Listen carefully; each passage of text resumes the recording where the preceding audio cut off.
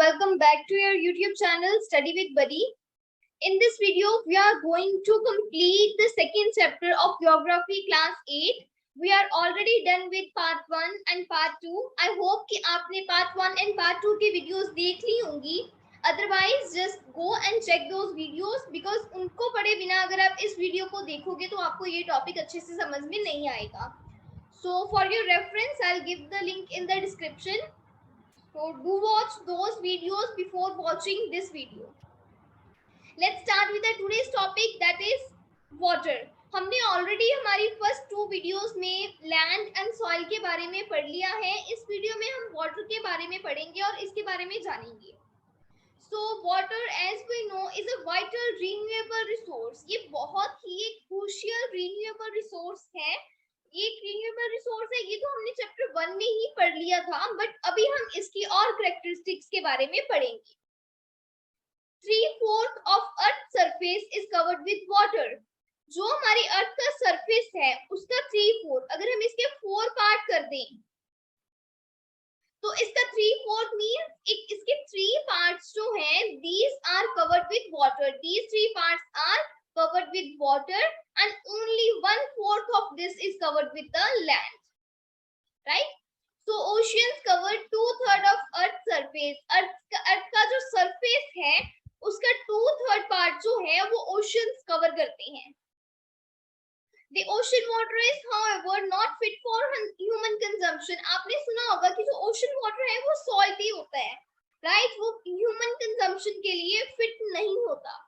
तो जो fresh water है जो हम ह्यूमन बीइंग्स कंज्यूम कर सकते हैं या फिर जो लिविंग बीइंग्स हैं वो कंज्यूम कर सकते हैं, उसकी कितनी परसेंटेज है? Only 2 to 7%.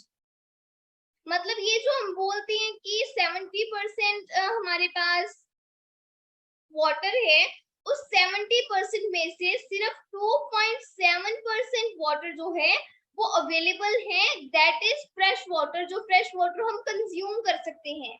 एंड उस फ्रेश वाटर में से भी हमें सिर्फ 1% फ्रेश वाटर हमें ह्यूमंस को मिलता है, जो हम ह्यूमंस की कंजम्पशन के लिए फिट माना जाता है. तो देखो, हम ऐसे देख सकते हैं कि अगर एक बकेट ले लें, एक ये बकेट भर के हमारे पास पानी है, ठीक है. उस बकेट में से एक छोटा मग ले लें, अगर ये जो मग भर के पानी है वो है ह्यूमन कंजम्पशन के लिए फिट है. उस एक बकेट में से भी एक छोटी बाउल जितना पानी हमें मिलता है जो हम ह्यूमन बीइंग्स यूज करते हैं, राइट? तो कितना कम पानी हमें मिल रहा है, कितना कम पानी हमारे अर्थ के ऊपर है, बट स्टिल कुछ ऐसे लोग हैं जो वाटर को वेस्ट करते रहते हैं, राइट? तो अभी हम वाटर की और कैरेक्टरिस्टिक्स के बारे में पढ़ने वाले हैं. So let's start. सबसे पहले हम पढ़ेंगे यूजेस ऑफ वाटर, कि वाटर को हम कहाँ पर यूज करते हैं. Humans use huge amount of water not only for drinking and washing but also in the process of production. तो जो वाटर का यूजेज है सिर्फ ड्रिंकिंग या वॉशिंग के लिए नहीं किया जाता, इसका यूज प्रोसेस ऑफ प्रोडक्शन, बहुत सारे कंपाउंड्स को प्रोड्यूस करने के लिए स्पेशली इन एग्रीकल्चर यूज किया जाता है. इरिगेशन फैसिलिटीज प्रोवाइड की जाती हैं.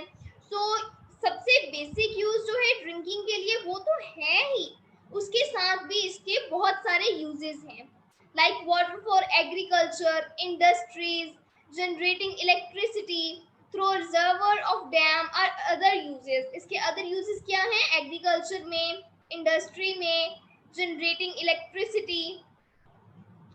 Due to increase in population, अब पॉपुलेशन इंक्रीज होने की वजह से क्या हुआ? राइजिंग डिमांड ऑफ फूड की डिमांड राइज होने लगी. And cash crops, increasing urbanization increase होने लगी. अर्बनाइजेशन बोला जाता है जब लोग अपने गांव को छोड़कर शहरों में चले जाते हैं in search of food and other facilities. Rising standard of living standard का राइज होना. These are the major factors which lead to shortage in fresh water. तो fresh water की जो है shortage हो रही है. This is either due to drying up of water resources और water pollution. ये किसकी वजह से हो रहा है? जहाँ तो water resources dry हो रही हैं, सूख रही हैं, जहाँ फिर water pollution increase हो रहा है. राइट, आई होप यहाँ तक आपको समझ में आया होगा। So next is problem of water availability. Water availability की प्रॉब्लम के बारे में अगर हम डिस्कस करें तो many part of world today are facing the shortage of fresh water supply. पूरे वर्ल्ड में बहुत सारी ऐसे पार्ट्स हैं यहाँ पर शॉर्टेज ऑफ फ्रेश वाटर हमें देखने को मिल रहा है। वाटर शॉर्टेज में B result of variation in seasonal और एनुअल प्रेसिपिटेशन। जो वाटर शॉर्टेज है वो किसके कारण हो सकता है? सीजनल और एनुअल प्रेसिपिटेशन की वजह से, या फिर scarcity caused by over exploitation, ज्यादा एक्सप्लॉयटेशन होने की वजह से, कंटेमिनेशन ऑफ वाटर रिसोर्सेज की वजह से। राइट, तो तीन मेजर कौन से हमें केस मिल जाते हैं? सबसे पहले over exploitation, then is the contamination of water resources,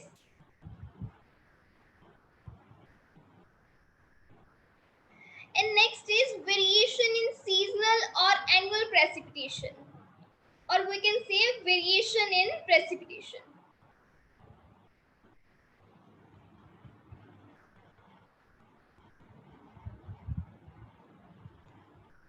next is conservation of water resources. अब तक हमने पढ़ा कि वाटर हमारे लिए बहुत जरूरी है, water is very very crucial for human survival, but still water is getting polluted और वेस्टेड, जिसकी वजह से हमें shortage of fresh water supply जैसी प्रॉब्लम्स को फेस करना पड़ रहा है। तो अभी हम देखेंगे कुछ ऐसे मेथड जिससे हम कंजर्व कर सकते हैं वाटर रिसोर्सेज को, सो दैट हमें ऐसी प्रॉब्लम्स को इन फ्यूचर ना फेस करना पड़े। तो सबसे पहले major contaminants of water include discharge of untreated और partially treated sewage.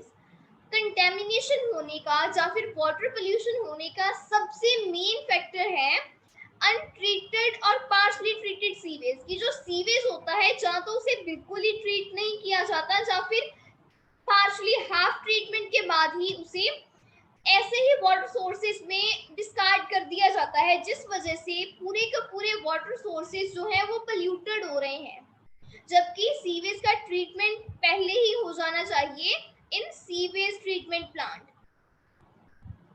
Sewage treatment से I mean that sewage should be treated, how it should be treated, all the dirt and all the waste material that can be harmful to humans or to the living creatures should be removed from water before discharging it into the water sources, right? इसके बाद में क्या है, कुछ agriculture chemicals हैं, जैसे कुछ insecticides, pesticide, fertilisers, जिनका यूज किया जाता है इन एक्सेस, एंड वो सब जो है that are also polluting the water resources. And last is the industrial effluents in the water bodies. बहुत सारे ऐसे इंडस्ट्रियल पार्टिकल्स होते हैं जिन्हें अगर डायरेक्टली हम वाटर सोर्सेज में डिस्कार्ड करते हैं तो इस वजह से बहुत ज्यादा वाटर जो है पोल्यूट हो जाता है, and it is unfit for human consumption.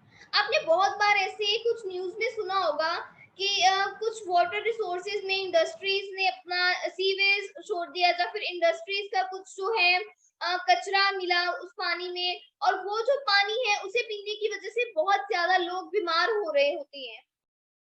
Right, सो जरूरत है कि सभी इस चीज से अवेयर हो कि जो भी सीवेज है उसे डिस्कार्ड करने से पहले पूरा ट्रीट किया जाए, उसे क्लीन किया जाए वाटर को, before discharging it to the ocean और रिवर्स और some water resources. Agriculture chemicals का यूज कम किया जाए, और जो इंडस्ट्रियल एफ्लुएंस है उनको भी डायरेक्टली वाटर सोर्सेज में ना छोड़ा जाए। Right, so the next is how to control water pollution. तो अभी हम कैसे कंट्रोल कर सकते हैं वाटर पोल्यूशन को? First one is forest and other vegetation slow surface run off and replenish underground water. जो फॉरेस्ट है, जो अदर वेजिटेशन है, उससे अंडरग्राउंड वाटर को रिप्लेनिश होने के लिए टाइम मिल जाता है, और जो सरफेस रन ऑफ है वो भी डिक्रीज हो जाता है।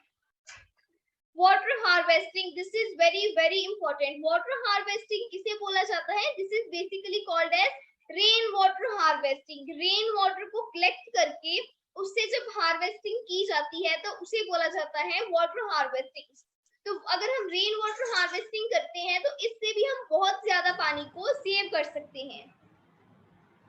Use of sprinkles effectively irrigate the area by checking water loss। जब हम इरिगेशन भी करते हैं तो हम ट्राई करें कि कम से कम वाटर तब भी वेस्ट हो। हमें स्प्रिंकलर्स का यूज करना चाहिए जिससे सिर्फ उतनी ही इरिगेशन की जाए जितनी की जरूरत हो।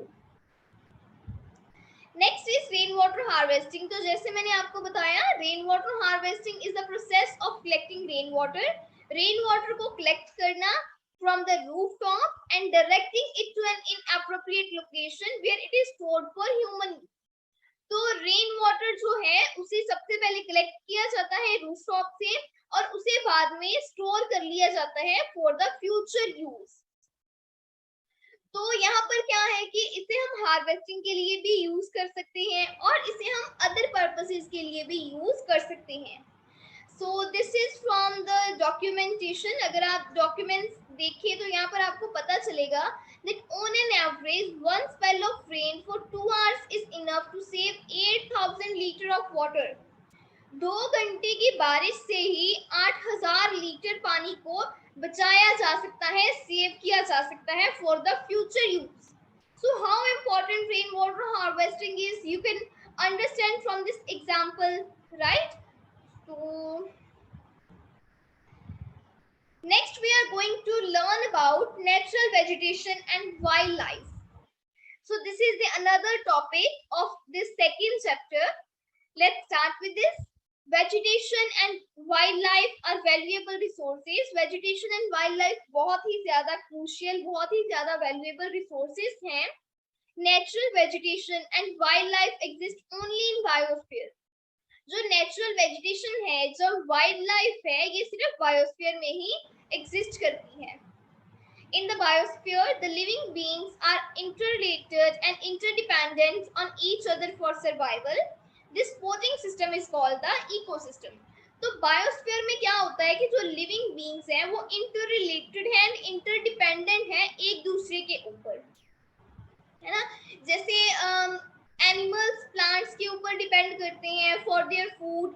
सो we all are interrelated and interdependent on each other and इस सपोर्टिंग सिस्टम को हम क्या बोलते हैं, ecosystem, right.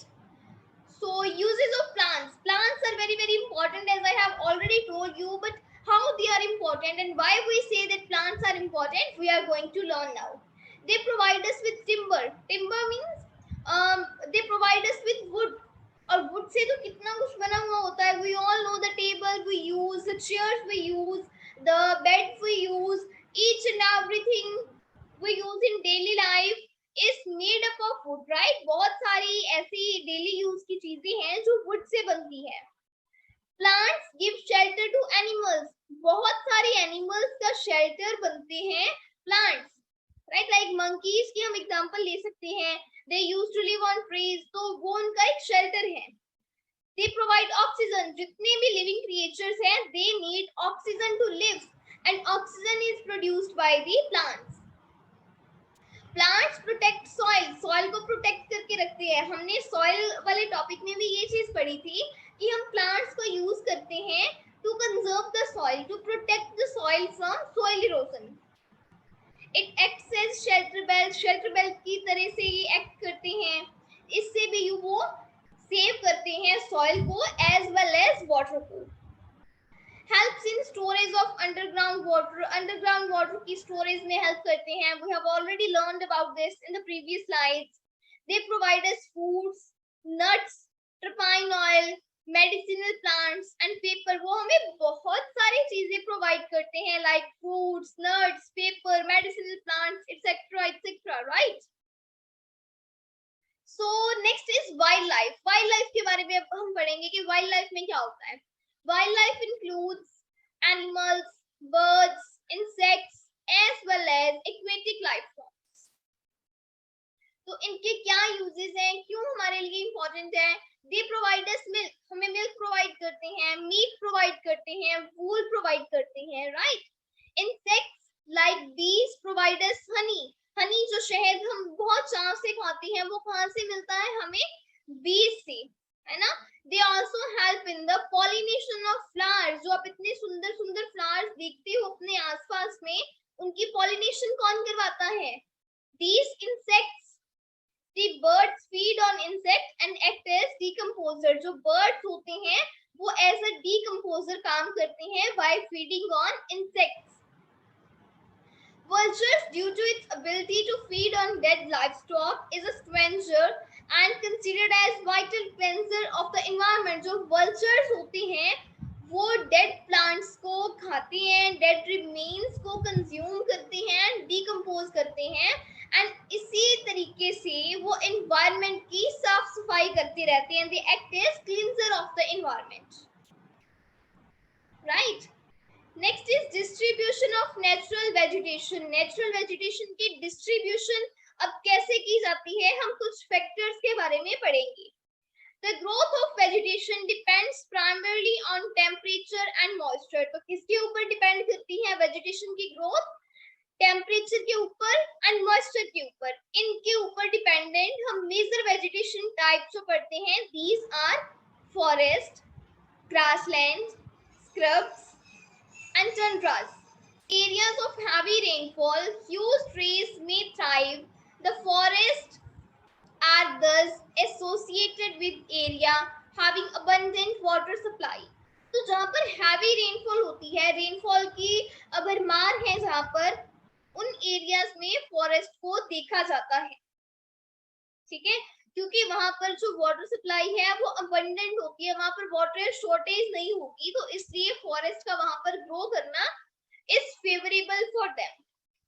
Short stunt trees and grass grows in region of moderate rainfall. जहां पर रेनफॉल मॉडरेट होती है, ना ज्यादा होती है और ना ही ज्यादा कम होती है, तो वहां पर क्या है, हमें कौन से ट्रीज मिलते हैं? Short stunt trees and grass वहां पर पाई जाती है. Thorny scrubs and shrubs grow in the dry areas of low rainfall. Low rainfall में हमें क्या मिलता है? Shrubs and thorny plants. In such areas, plants have deep roots and leaves. तो वहां पर क्या होता है कि उनकी जो प्लांट्स हैं उनकी डीप रूट्स होती हैं. क्यों? क्योंकि वहां पर वाटर कम होता है, और अगर वाटर कम होगा वहां पर तो उन्हें वाटर को कंज्यूम करने के लिए, वाटर की नीड को फुलफिल करने के लिए अंडरग्राउंड जो उनके रूट्स हैं उन्हें बहुत ज्यादा डीप तक लेकर जाना पड़ेगा. और जो उनके लीव्स हैं वो थॉर्नी होते हैं. Waxy surface reduce the loss of moisture. Moisture को रिड्यूस करने के लिए वो क्या करते हैं, अपने सरफेस को रिड्यूस कर लेते हैं, कम कर लेते हैं through transpiration. So Tundra vegetation of cold polar region. जो कोल्ड पोलर रीजन है वहां पर मिलती है tundra vegetation which comprises of mosses and lichens. Right? So next is forest की classification कैसे की जा सकती है? Depending on when they shed their leaves, the forest can be classified into evergreen forest and deciduous forest. The forests do not shed their leaves simultaneously in any season of the year. आपको name से suggest हो रहा होगा evergreen. Evergreen means जो हमेशा green रहते हैं, ये जो है अपने लीव्स को कभी भी शेड नहीं करते. Next one is deciduous forest. Deciduous forest क्या होती हैं? These forest shed their leaves in a particular season to prevent loss of moisture through transpiration.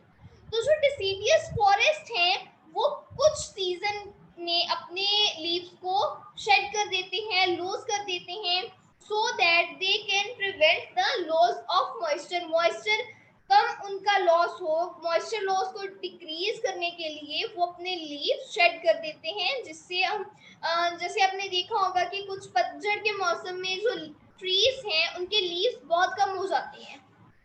Right? So those are deciduous trees which are found in deciduous forest. और evergreen forest होते हैं जिनके leaves कभी भी shed नहीं होते. These are always green. Due to increase in population, there is increase in demand of food and other necessities.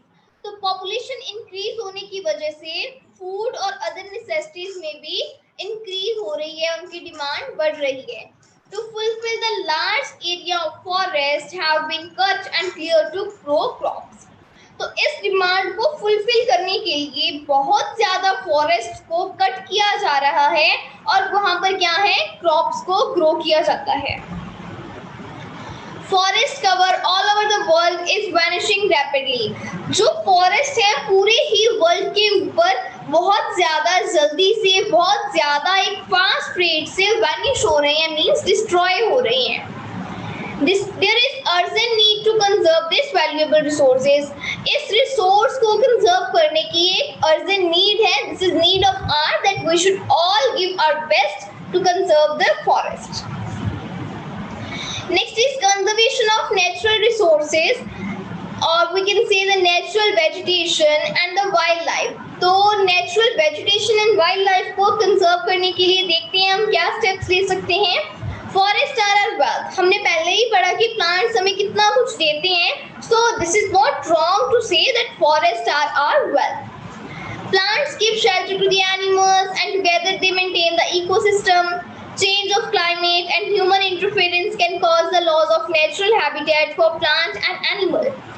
तो क्या है कि चेंज होना क्लाइमेट का और ह्यूमंस का इंटरफेयर करना इन दैट पर्टिकुलर प्रोसेस, इसकी वजह से क्या हो सकता है कि बहुत सारे प्लांट्स एंड एनिमल्स का जो नेचुरल हैबिटेट है वो खराब हो सकता है। They can lose that. Many species have become endangered and some are on the verge of extinction. बहुत सारी species endangered हैं and बहुत सारी ऐसी species हैं जो एकदम खत्म होने की कगार पर हैं। So इसके क्या फैक्टर्स हैं जो इसके लिए रिस्पॉन्सिबल हैं? The first one is deforestation. जो लोग बिना कुछ सोचे समझे फॉरेस्ट कट करते जा रहे हैं, ट्रीज कट करते जा रहे हैं, that is one of the factor that we are facing all these problems. Soil erosion is also responsible. Construction activities, forest fires, tsunamis and landslides. तो इसमें ह्यूमन फैक्टर्स भी रिस्पॉन्सिबल हैं as well as natural factor भी responsible है। ऐसा नहीं है कि सिर्फ ह्यूमंस की वजह से फॉरेस्ट जो है वो डिक्रीज हो रही है, जो फॉरेस्ट का लॉस हो रहा है, नेचुरल फैक्टर भी रिस्पॉन्सिबल है। बट हाँ, जो ह्यूमन फैक्टर्स हैं दीज आर मोर रिस्पॉन्सिबल, क्योंकि अगर हमारे पास कोई रिसोर्स है तो हमें उस चीज को प्रिवेंट करना चाहिए। This is our duty to save that thing from nature also.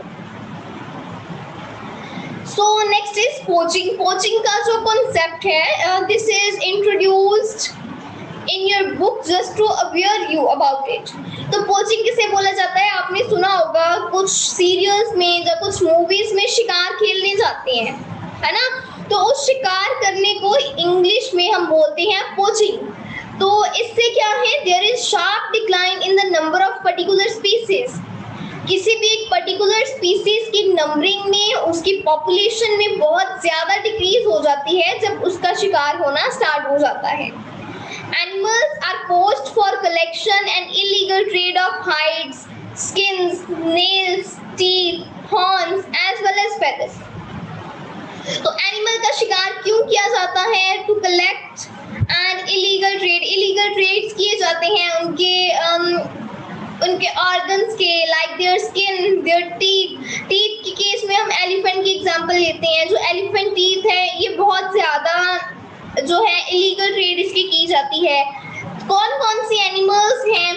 Tiger, elephant, lion, deer, crocodile, dinosaurs and peacock. These are some of the animals which are poached. तो इनका शिकार किया जाता है एंड इनके जो ऑर्गन्स हैं उन्हें इलीगल ट्रेड किया जाता है। These can be conserved by increasing awareness. और इसे हम कैसे कंजर्व कर सकते हैं? Just by increasing awareness. And अगर हमारे स्टूडेंट्स जो है अवेयर होंगे इस चीज से, तो वो आगे अपने पेरेंट्स को, फ्रेंड्स को, फैमिली को, रिलेटिव्स को, सभी को इस चीज के बारे में अवेयर करेंगे। और ऐसे ही हमारी जो अवेयरनेस है इंक्रीज होगी और जो हमारे ये बेगुना जानवर हैं जैसे टाइगर, एलिफेंट, लायन, इनकी पोचिंग बंद हो सकेगी। राइट?